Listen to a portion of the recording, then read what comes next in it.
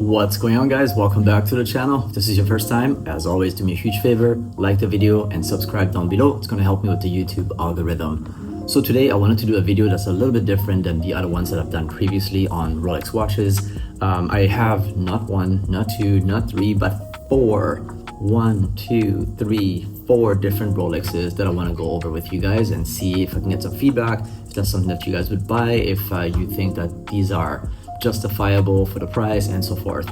So like a little conversation. So here we have it. Here are the four Rolex boxes, and altogether they weigh quite a bit. So I'm kind of surprised here. So I'm going to go from what I believe is the cheapest one to what is the most expensive one and hardest to get. I might be wrong. Again, leave me some comments. I'm here to grow with you guys. Remember, this channel is not a perfect channel. This is not meant to be all glamorous with the effects and all that stuff. It's just simply a place where watch lovers get together, we talk story, we look at some watches together and give some, everyday romantic random feedback. I can't speak today, sorry, I had a 10-hour shift at work. So the first one is going to be, I have the notes behind the screen here. There we go, because there's no way I'm going to remember all this.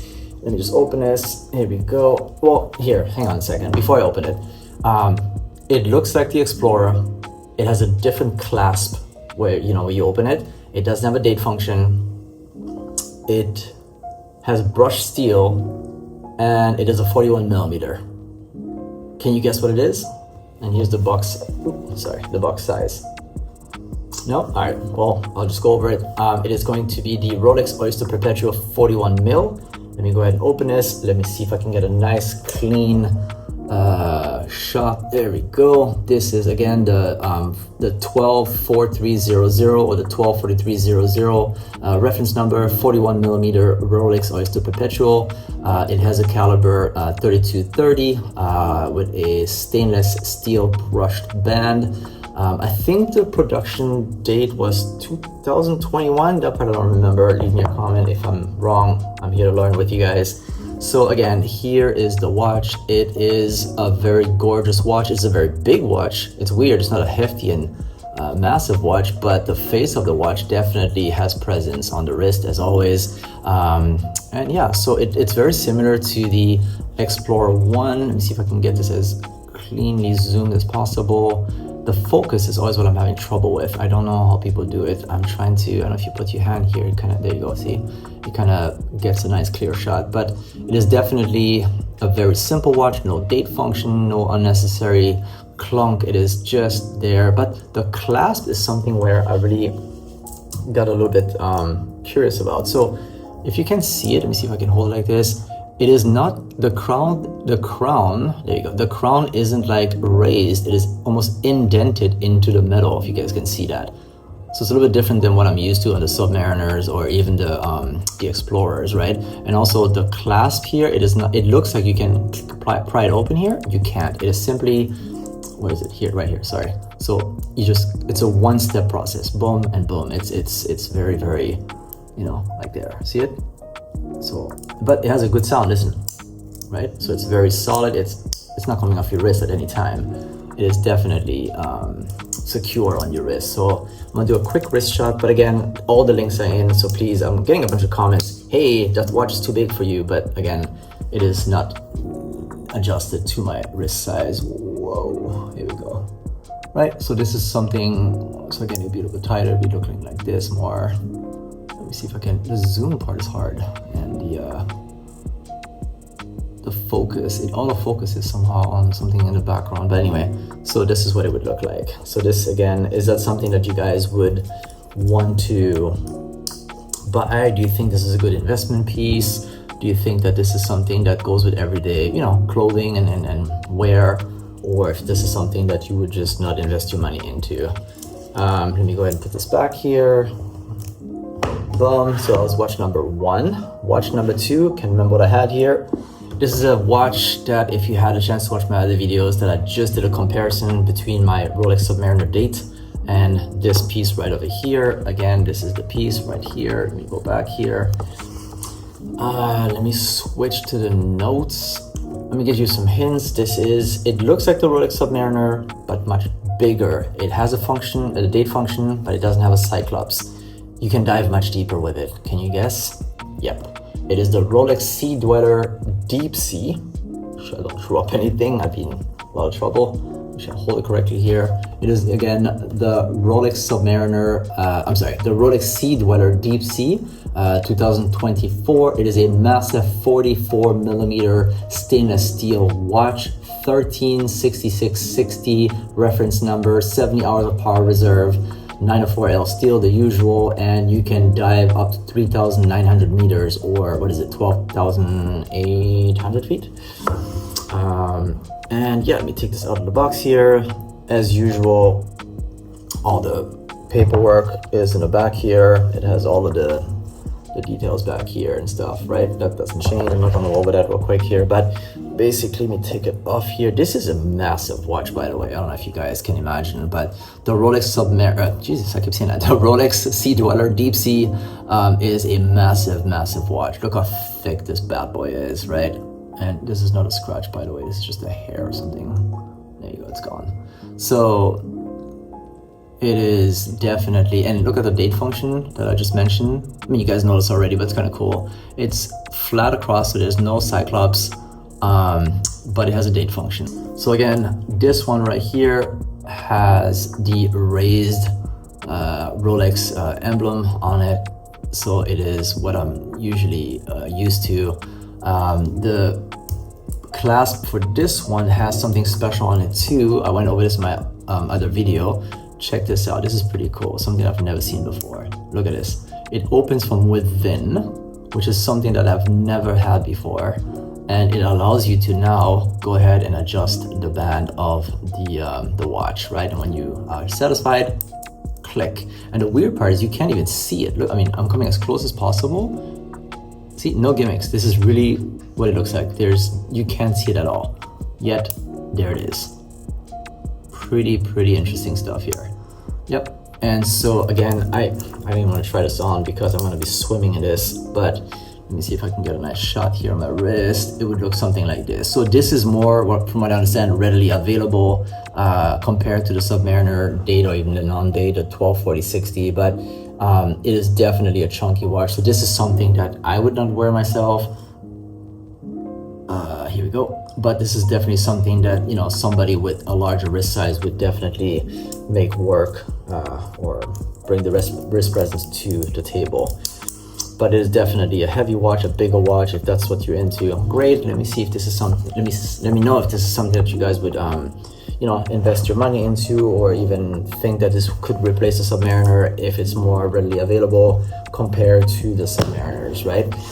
The next watch, very quickly here, is a bigger watch. Let me show you a comparison just for sake. Look at this. It is much bigger and larger, right? And these new boxes, they smell, they have this Rolex smell. I can't really explain it, but here we go. Let me just bring it down a little bit here, turn it around. So this one right over here is it's nicknamed after a drink that I don't personally like, but I know it's a staple for many people. So again, it is 40mm. It is nicknamed after a drink. It is not rose, but it is rose gold. And what's another little hint? It is not a Submariner series. It's the other one, the one with the 4 hands.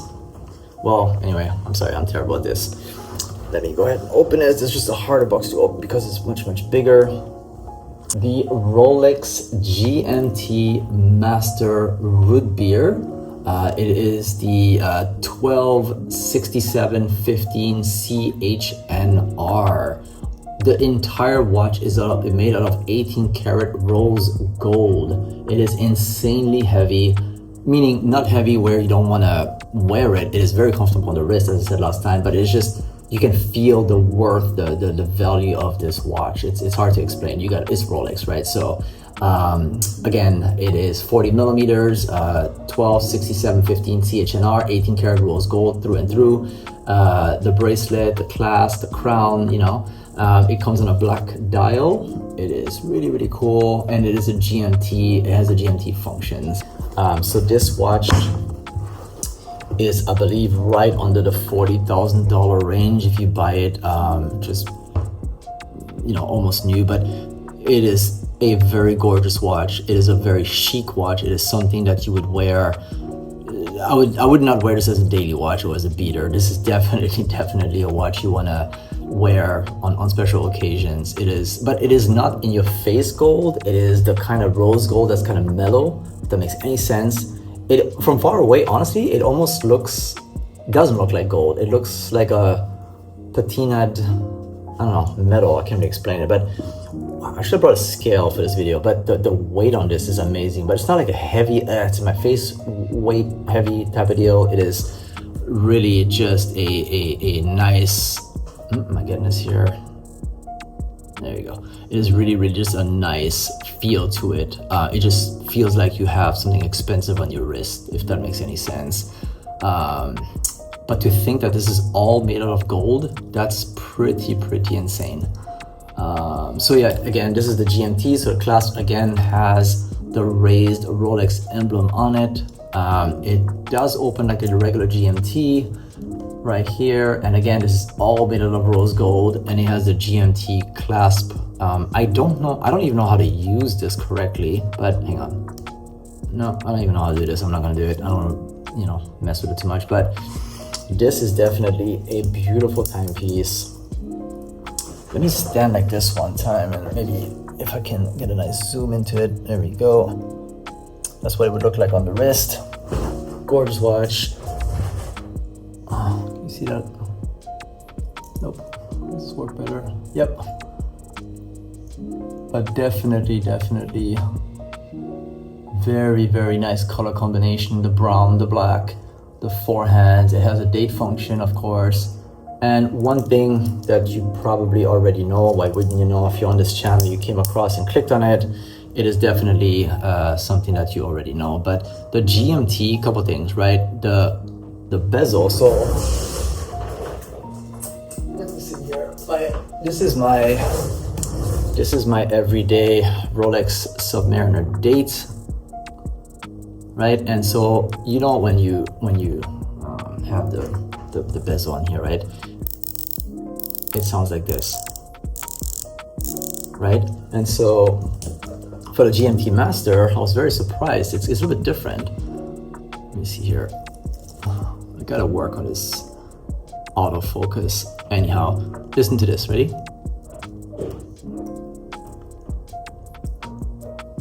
And it goes in both directions. There's no clicking sound. Pretty interesting, huh? Four hands. And also, what's really cool on this one, at least, let me see here. Let me just unwind this real quick. So again, pull this out all the way. And if you do like a quick, oh, sorry, let me see if I can, there you go. Why is this not focusing? It's so weird. If I hold my thumb up, maybe it stays. Okay, good. So hang on. There you go. Let me see if I can, there you go, sorry. You can move, oh, I just switched the date. You can move it by hour. And so I guess that's how you would set the date. Let me see. Yeah.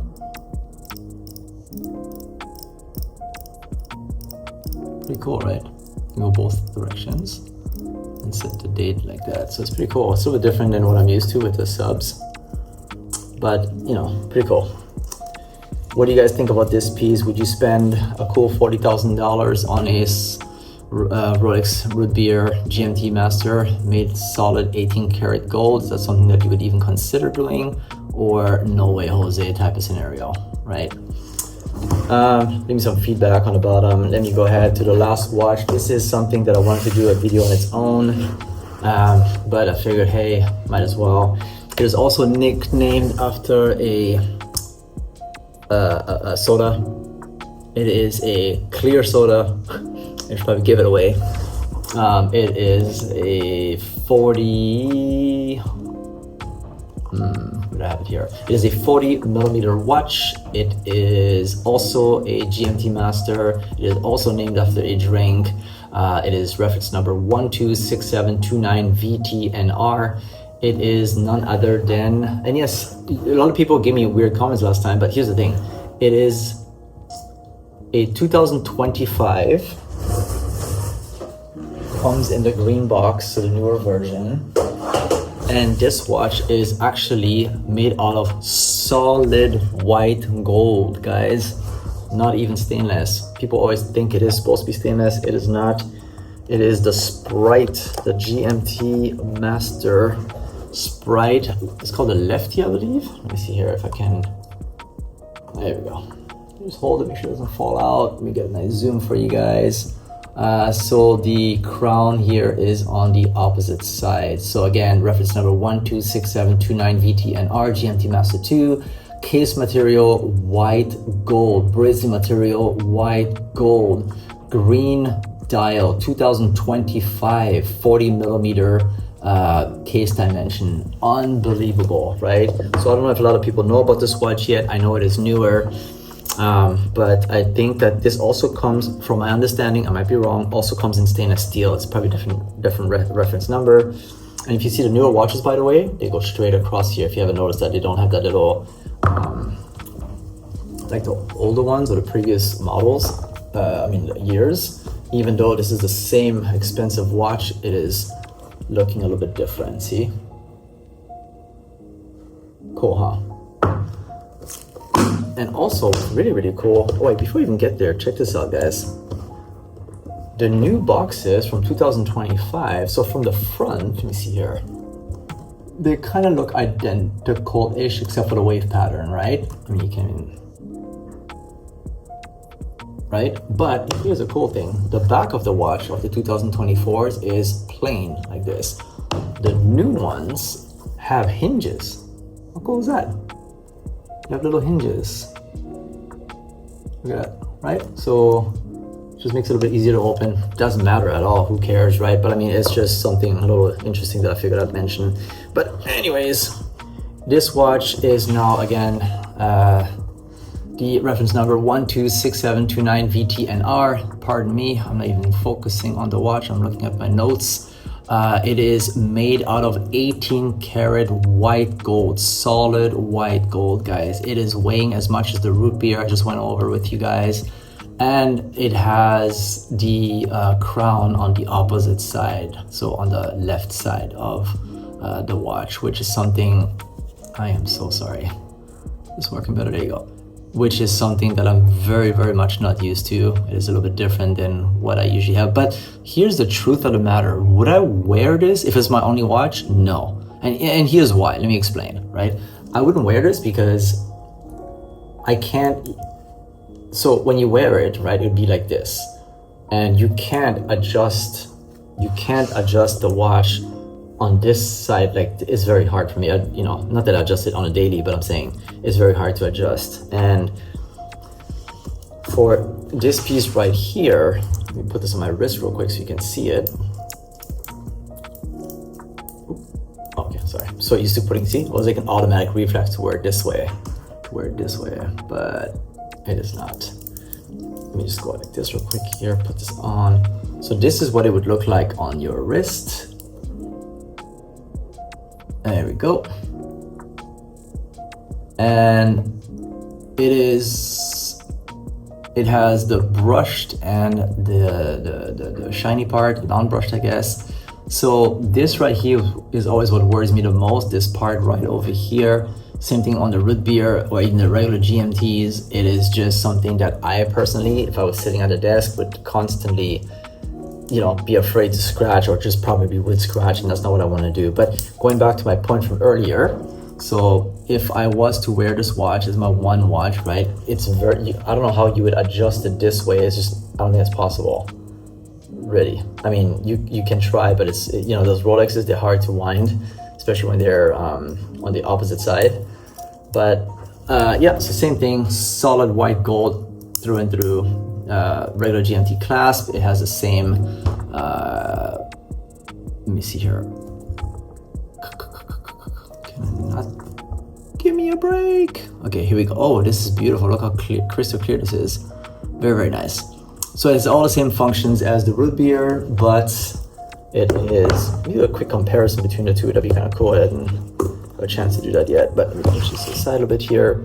And then you can kind of see how the two watches look next to each other.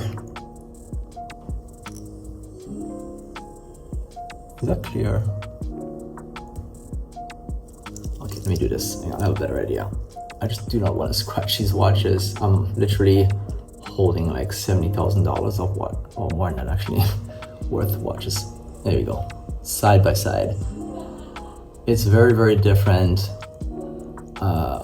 when you, should have shot this video during the day, sorry guys, but just wanted to get this out. I was very excited to share these watches with you guys. But yeah, the root beer 18 karat rose gold, Everose gold I think they call it from Rolex, the special rose gold that they have, and the white gold Sprite. Is that something that you guys would spend your money on? Is that something that you guys would wear? How do you feel about the crown being on the left side of the watch versus the usual right side? Is that something that would bother you? Is that something that's unique where you actually would say, sorry, I have this new phone here and it just follows my commands. Or is it something that you would not spend your money on? Or would you spend your money on this and be like, well, hey, this is actually so unique and cool. Absolutely, this is something different that I would wear. I don't know. But weight-wise, I should have brought a scale. Good, I regret it. But I think they weigh about the same, honestly. I don't think there's a difference. You know what? I'm gonna have to go get a scale. All right, guys, let me turn this around so you guys can see the weight. We're at 0, perfect. All right, let's start with the root beer GMT 18 karat rose gold, weighing in at 220 grams. Very, very careful. And now we are going with the Sprite. What do you guys think? Is this going to be heavier or lighter? It feels like the same. I don't know. Here we go. Oh, wow. It is actually heavier. That is interesting. I didn't know that. Let me try this one more time. Just want to make sure this is correct because that's very interesting. Oh, you know what? I think I know what it is. Hang on, guys. At least I think. It is because 1, 2, 3, 4, 5, 6, 1, 2, 3, 4, 5, 6, 7, 1, 2, 3, 4, 1, 2, 3, 4, 5, 6, 7. No, it's the same lengths. Those gonna be different. But yeah, so 221 now. It's getting heavier as I wait. 223 for the Sprite. So, well, there you have it. The Sprite is a little bit heavier. Is that the right nickname, by the way? Is it the Sprite? It's a little bit heavier than, ooh, we should check the Submariner. Just for kicks. The regular Submariner date.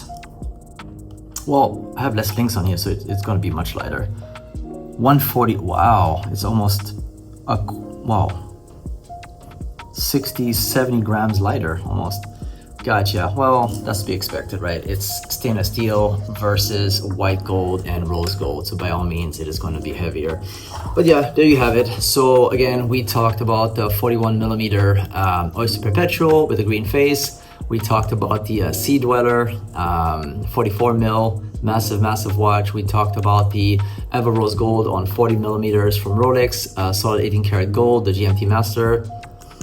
And we talked about the white gold, the Sprite, I guess, out of 18 karat white gold, GMT-Master as well. So wondering which one you guys like the best, if there's one that you buy over the other, if you think they're overrated, underrated, or do you need a special occasion to wear those kind of watches? I don't know. I mean, for me, I got so used to my Rolex Submariner date and non-date. Honestly, those two are like my go-to watches. For the time being, I'm just wearing my Rolex Submariner date that I've been wearing here since 2019, 40 millimeters, and then I have the 41 non-date as well.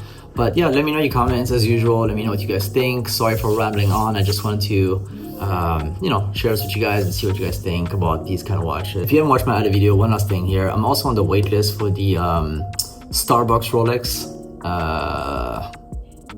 It's a gorgeous, it looks like the Submariner, the Starbucks, right? Green bezel, it has a deeper green now. And that one for some reason seems to be even harder to get than a Submariner right now. I don't know if it's the amount of timepieces that they make, or if it's just really just they just kind of make it seem hard to get, so you wait more time getting it, or what it is, or they raise the value in a secret way or whatnot. But online they run around $14,000 to $15,000 if you go to Chrono 24 or Jazz Time or whatever it is, Bob's watches, you know, and in a store it is, so you spend almost $3,000 above MSRP, right? So it's not something I'm wanting to do, but I'm gonna wait my turn for the AD. But like I said, I'm on a wait list. Hopefully I'll get a call early 2026. They said you can only get one stainless steel model per year. So it's okay, I can wait a few months, you know, but I'm super excited for that one as well. So again, give me feedback, really appreciate it, and like and subscribe to the channel. It really helped me out. And leave me your comments. All right, guys, see you.